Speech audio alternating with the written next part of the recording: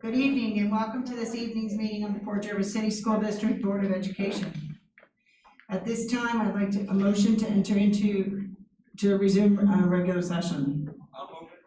Bill, Flo, all in favor? Aye. Anyone opposed? Motion carries. This time I'd ask that everyone stand for the pledge, followed by a moment of silence. Mr. Rydell, would you lead us in the pledge, please? I pledge allegiance to the flag of the United States of America, and to the republic for which it stands, one nation, under God, indivisible, with liberty and justice for all.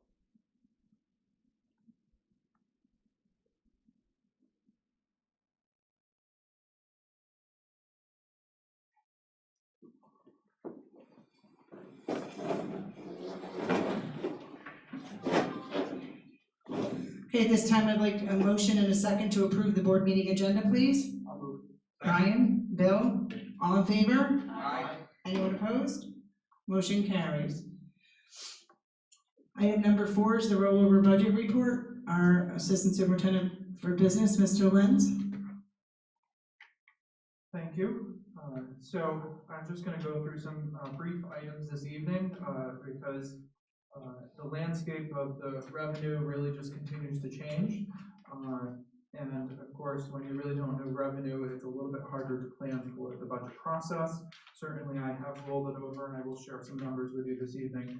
But to just touch on some of the uncertainty, the governor this afternoon did release some plans around really 2 different options. One is dependent on receiving $6 billion from the federal government in stimulus money, and that would actually cause school districts across the state to have a 5% reduction in state aid, and that would occur in this school year, 2021, as well as then become permanent for the following school year. The other thing that he proposed would be that they would consider consolidating the expense-based aids again. That was discussed last year and not approved, so he's bringing that back up to the surface. And then on the other side of the coin is he talked about if they receive $15 million in federal funds, the governor stated that he would fully restore state aid and there would be no reductions, and in fact he would allocate an additional $3.8 billion towards school aid. So I think you can hear the swing in those options. You know, one, we're cutting pretty significantly because a 5% impact to this district would be roughly almost a $2.5 million hit for us. So it would be significant, but on the other side would actually almost be the total opposite scenario. So instead of cutting, we'd be most likely adding potentially, or at least having those discussions. So certainly as we enter this budget process, we will be fully transparent. We will review historical data. We will maintain fiscal responsibility and maintain our intervention and enrichment programs, and really look to provide a premier educational experience for all of our students. We certainly will look at the tax levy as well, because that's our other main revenue source that we would be referring to beyond state aid. This year, the estimated tax levy limit for the school district is about 2.3%. I'm actually waiting on one more number, so I can't lock that number in, so it will change slightly. That would be equal to about $671,000 if it remains at that 2.3%. So that's the limit. Certainly we will have to have discussions and come up with what we're willing to go to and ask for from the community as we learn what state aid is going to look like. To give you a perspective of how much state aid has been held from us this year, well, not permanent yet. We've actually had about $463,000 withheld from us so far this year that we have not received as we should have. And even to date, the executive budget really still is unknown because I have not seen any numbers, even though we have these scenarios out. So we have not seen what's happening. So initially, I have rolled over the budget. It is a very rough draft of the budget because I, at this time, actually don't have a confirmed TRS rate. It could increase by 5% over this current year. State aid, as I discussed, is still unknown. These rates will be coming out this week, actually, so I've estimated those. We are going to be in negotiations with actually all three of our bargaining units, so I don't have contracts for each of those. So again, there's estimates in salary lines based on that. And then health insurance rates, again, actually I should have those this week or next week. And so I'll be working with more confirmed data there. So overall, our budget to budget increase based on some of my estimates and certainly conservative ones have us increasing at about $2.3 million over last year in order to maintain everything as it is, as we know it, and have all the programs in place. But like I said, that's really a conservative approach with some things that could come in less. So it's really going to be critical for state aid this year and determining, that we have a balanced budget. Certainly looking far ahead, but we all know how quickly it comes. Budget vote day will be on May 18th, and we will have our voting locations open. If we're certainly allowed, we all will remain wondering what that's really going to look like. But as we move through this budget process, certainly I will take any questions. I know Mr. Rydell will, and certainly Ms. Lopez, our district clerk, will answer any questions with regards to the voting locations.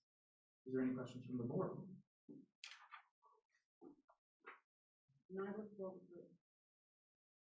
No question? No.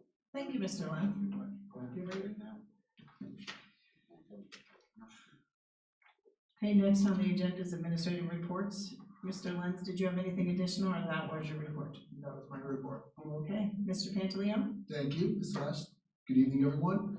The first thing I really would like to speak about is our new social emotional learning website. Under the direction of our People Personnel Service Department and with assistance from our technology department, Emerson Segura was very instrumental in helping Mary Eberling, our district social emotional learning liaison, create a social emotional learning website for all of our pre-K through high school learners. And the website houses not only our character education program, but also our social emotional learning program, Choose Love, with many sample lessons and videos. Along with that, provides resources and applications focused on stress relief, mindfulness, and resilience. And it also has a great section of the virtual calming room, which was showcased last spring, and has many more added resources. So if you get a chance, please check it out with your family. I use it at home with my daughter and do some of the coloring aspects of it. Although she is much better than me, we still make it a family event. I'd also like to touch upon student engagement. Before winter break, I had the opportunity to visit multiple classrooms, and just to highlight some of the great things going on during our instruction is Ms. Larson did a tremendous job with her 5th grade class, really looking at a virtual writing celebration. Each student in Ms. Larson's class researched and wrote books focused on the Great Depression. I was thoroughly impressed with their presentation skills, their slideshows, but most importantly, their passion on the content area. So it was a great job by Mrs. Larson. She does always a great job, and also the students. Also, I got a chance to read to Mrs. Becker and Mrs. Brady's 3rd grade class, one of my personal holiday favorites, Winnie the Pooh's Christmas. And the students were kind, attentive, and asked great questions, and they really showed that holiday spirit by lending me a book about Winnie the Pooh, which was about the real story that I didn't know existed. But thank you, Mrs. Becker and Mrs. Brady and Mrs. Larson for those wonderful experiences. And last but not least, Mrs. Markle's class, really guided by Mr. Toto as well, made wonderful holiday presentations, but most importantly, gifts for the homeless. So really great things focusing on student engagement and really capture that spirit of giving. And then I would also like to talk briefly about Tang Math. Greg Tang, senior and junior, have been working in our learning community for the past few years with the Math March Madness celebrations. We're very excited to add TANG math as a resource using our Title I monies, and also provide professional development, and also will lead into our Math March Madness in a few months. So great things going on in the buildings and in the social emotional learning front. So really excited to check out more to come in the upcoming month. Thank you. Thank you, Mr. Pantaleone. Mr. Ardell? Thank you. I apologize. Thank you, and I have very brief statements I wanted to make this evening. First of all, I just wanted to share that I'm very excited that today marks the opening of winter sports. So a day that seemed like it was never going to come has arrived, albeit not the way we had hoped, because indoor track and field began today, but no word on basketball, cheer, or wrestling as it stands right now. And I don't have many avenues in which to air my grievances, so I'll use this opportunity to say that I just find that to be fundamentally wrong. I find it fundamentally wrong that no decision has been made for these sports and for our student athletes. If given the opportunity to make the decision right now, I will publicly say, I would say make the school districts come up with a comprehensive plan, put protocols in place, don't have spectators, and let the students have the opportunity to play, have the opportunity to compete. Unfortunately, I don't have that opportunity to make that decision, so I can't, but that's what I would do. So I think that if the state is going to cancel these sports, make that decision and let folks know. Let these student athletes who have been waiting long enough know. Regardless, we control what we can control here, and I've been working with Mr. Hollick, our athletic director, who's really been a strong advocate for our student athletes. We are expanding our after-school buses, or late buses, and we are encouraging all of our programs to run every day that we're in session, every day that we have in-person instruction. If we can't have our students have the opportunity to compete, at least we can have them have the opportunity to participate. So that's where we are right now, because our students deserve that at the very minimum. I want to really just express appreciation to our learning community. As the board knows, I sent out a call and communication via our website, social media regarding COVID testing, and the response was great and very quickly from our parents, so it exceeded my expectations. We're not quite at the 20% level, but nor do we need to be at this point, but it was a great start, and I just appreciate it. It speaks volumes. It was a message that I received in seeing the participation in that response. So it was a great start, and I really appreciate it. And finally, I'll go more into it as this program develops, but I did give the Board of Education in your packet this evening an overview of the Port Jervis Scholars Program. It's a program that I'm working on with Ms. Lane, Mr. Murata, and of course Mr. Pantaleone, and I really think it's going to be an incredible opportunity for our students. And just in summary, it would be a program that would ultimately have students beginning in middle school apply and get accepted to a program that's really geared towards students from demographics that are underrepresented at college graduation, and really a comprehensive program that will follow them through high school that will yield a significant amount of college credits, internship opportunities, connections in our communities through mentors, etc. But please, board, I ask you to read through that program, and I'll continue to update you as we develop this, but it's something that I'm very excited about. And with that, I thank you. Thanks, Mr. Rindell. Okay, the next item on the agenda is that of consent items. These include minutes of the December 15th, 2020 regular meeting, treasurer's financial reports for December 2020, CSE meetings for December 8th, 11th, 14th, 16th, 18th, 21st, 22nd, 23rd, January 4th, 5th, 6th, and 7th. CPSE meetings from 12/3, 12/9, 12/10, 12/14, 12/16, 12/22, 12/28, 1/4, and 1/7. Equipment supplies to be declared surplus and disposed of. equipment to be declared surplus and donated to Cornell Cooperative Extension 4-H program, and acceptance of donation to the Port Jervis City School District from the Orange County Department of Health's Creating Healthy Schools and Communities program. This time I'll accept a motion and a second to approve this. I'll move it. Bill? Second. Brian? All in favor? Aye. Anyone opposed? Motion carries. Item number 7 is personnel employment items. These include retirement support staff position number 516, food service helper, leave of absences, appointment vacancy number 2239, testing coordinators, appointment vacancy number 2239, coaching positions for the 2021 school year, appointment staff, support staff probationary vacancy number 2265, position number 2847, monitor, appointment instructional vacancy number 2268, special education teacher, leave replacement, appointment instructional vacancy number 2271, elementary teacher, leave replacement, appointment teacher substitutes, appointment support staff substitute cleaners, and appointment support staff substitute computer help desk aide. I'll ask for a motion and a second to approve these items. I'll move it. Bill? Flo? All in favor? Aye. Anyone opposed?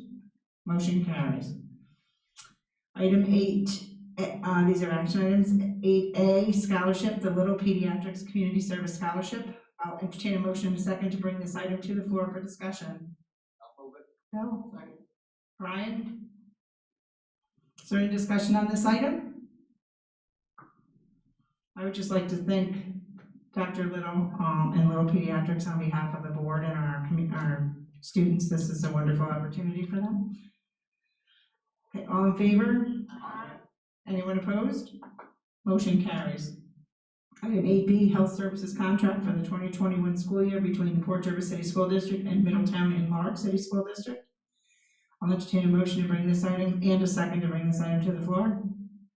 I'll move it. I'll second. Bill and Brian, any discussion on this item? All in favor? Aye. Anyone opposed? Motion carries. Item 8C, health services contract for the 2021 school year between the Port Jervis City School District and Wappinger Center School District. I'll entertain a motion to bring this item to the floor for discussion. Flo? Second. Bill? Any discussion? All in favor? Aye. Anyone opposed? Motion carries. Item 8D is a tax certiorari settlement resolution. I'll entertain a motion in a second to bring this item to the floor for discussion. Judy? Brian? Is there any discussion on this item? I'd like to move that it be tabled for correction. Are we taking The tax cert. Oh, I'm sorry, I'm on the wrong one. Excuse me. Excuse me, I apologize. Okay. So we don't need to table that one, Chris. Any other questions? No. All in favor? Aye. Anyone opposed? Motion carries. Item 8E is the corrected tax roll from Orange County Real Property Tax Services in the city of Port Jervis. I'll entertain a motion and a second to bring this item to the floor for discussion. Brian? Linda? Is there any discussion on this item or any questions? All in favor? Aye. Anyone opposed? Motion carries.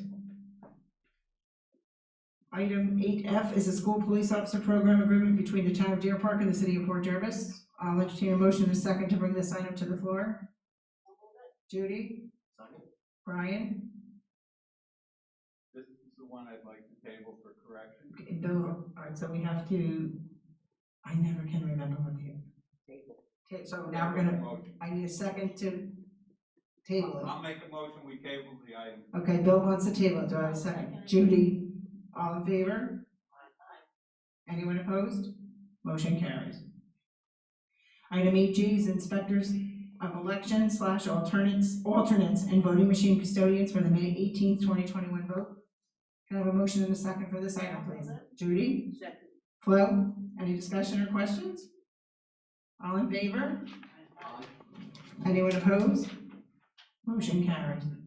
Item 8H, Board of Registration and dates of voter registration for the May 18th, 2021 vote.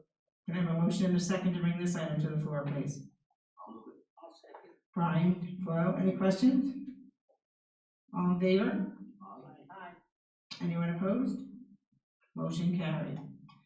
Item 8I is the first reading of policies number 1270, 1330, 1620, 3421, 5681, 6421, 7420, and 8440.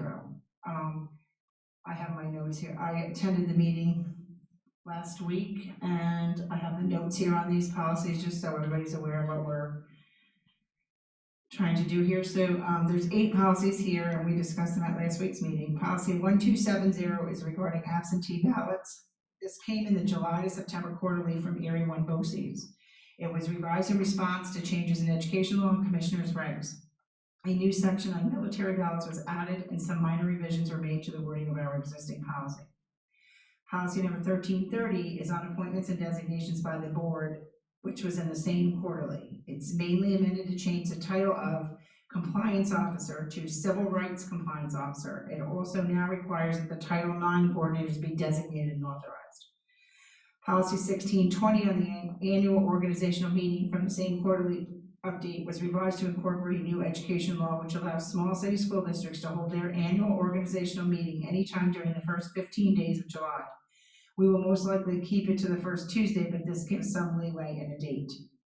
Policy 3421 on Title IX and sex discrimination is a new required policy from the October 2020 Policy Pulse, which incorporates amended regulations that became effective this past August.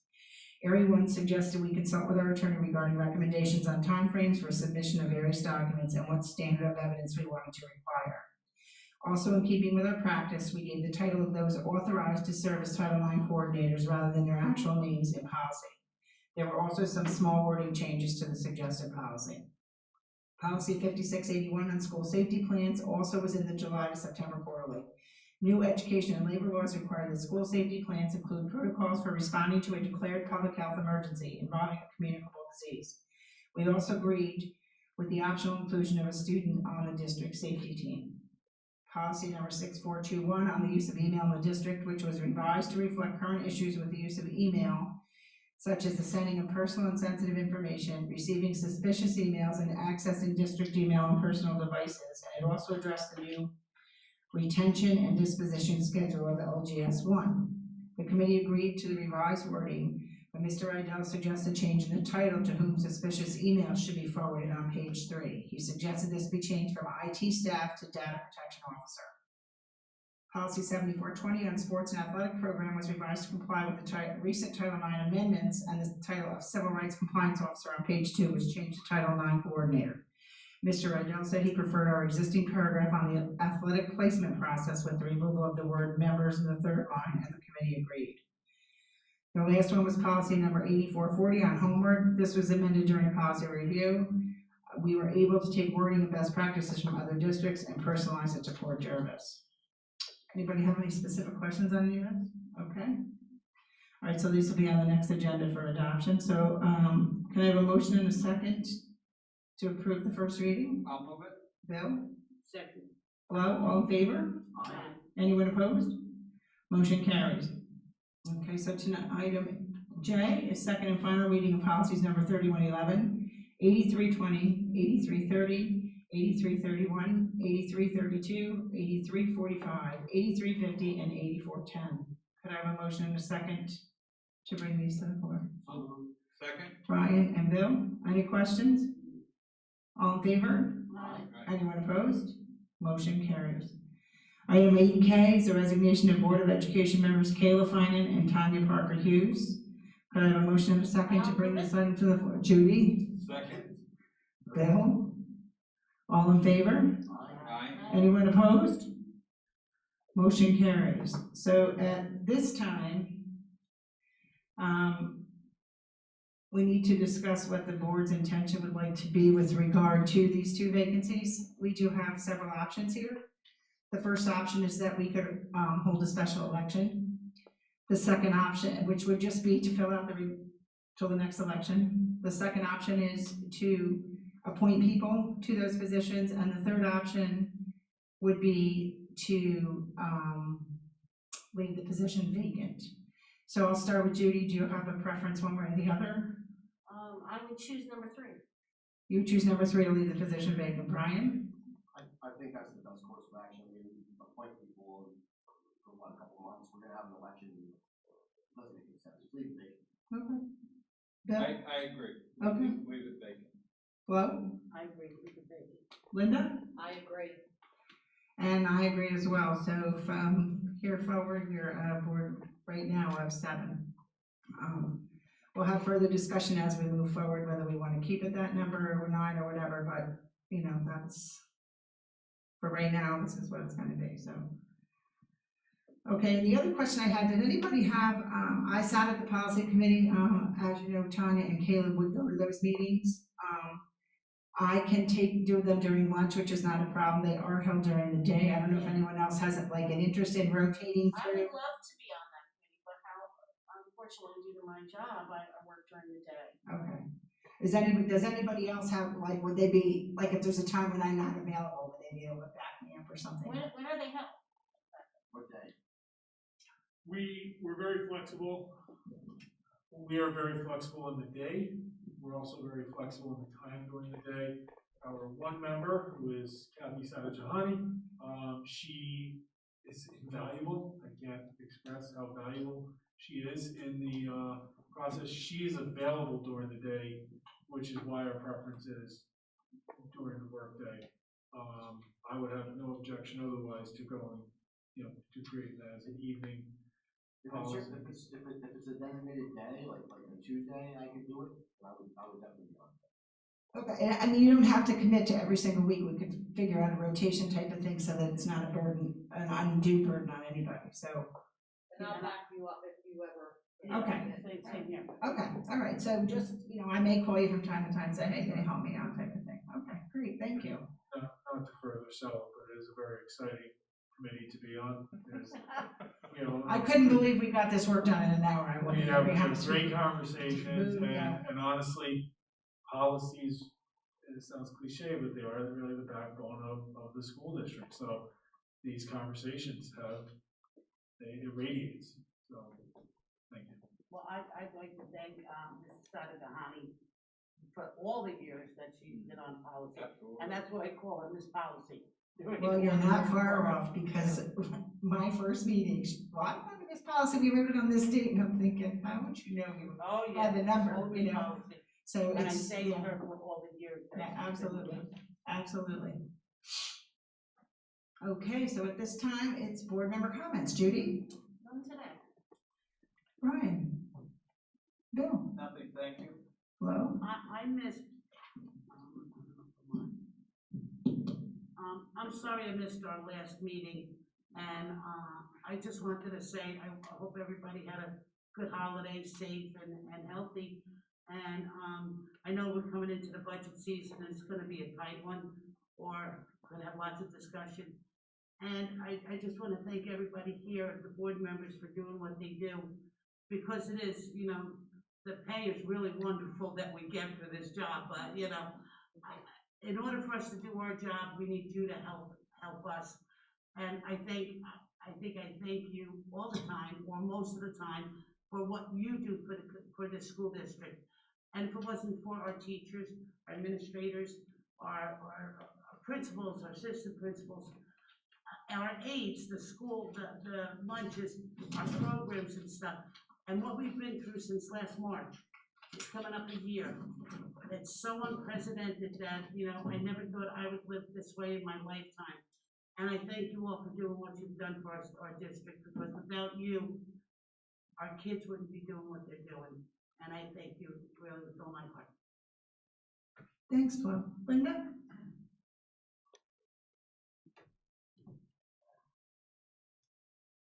I just want to wish everybody a happy new year and a very healthy and safe one.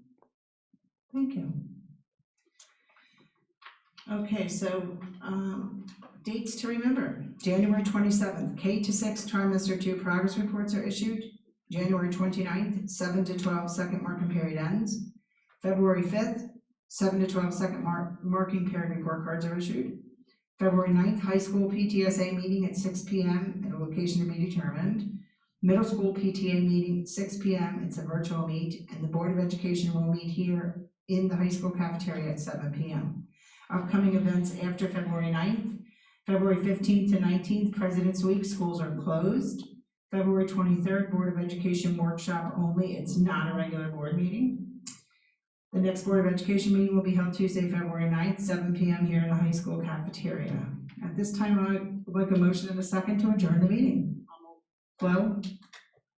Brian? All in favor? Aye. Anyone opposed?